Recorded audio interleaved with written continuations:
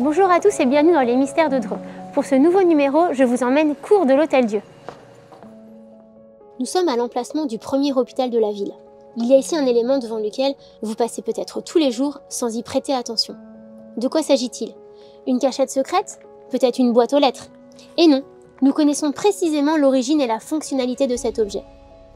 On aurait du mal à l'imaginer aujourd'hui, mais c'est ici que les enfants abandonnés étaient déposés au XIXe siècle. Quand on parle d'abandon d'enfants, tout le monde a en tête les histoires tragiques racontées dans les grandes œuvres littéraires. Et pourtant, à cette époque, un procédé glaçant, et qui lui est bien réel, symbolise toute l'ampleur et le drame de ce phénomène. Il s'agit des tours d'abandon. À partir de la Révolution, l'État décide d'intervenir dans la prise en charge des enfants abandonnés. Mais c'est surtout Napoléon Ier qui instaure les premières mesures. La mesure la plus emblématique de sa politique en matière d'enfants abandonnés est bien différente. Il s'agit de l'obligation pour chaque hospice dépositaire de se munir d'un tour.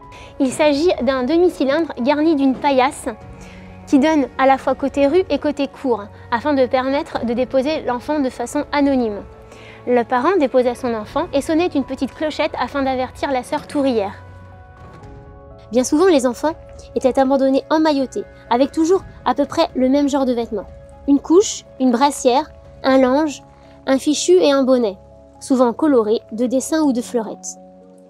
Parfois, un billet accompagnait le bébé indiquant s'il avait été baptisé.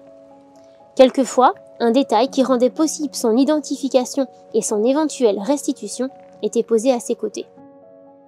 À Dreux, le tour a fonctionné de 1812 à 1837 et au total, il a reçu 503 enfants. Ce système ne fonctionna pas très longtemps. La suppression de ces tours est effective par la loi de juin 1904.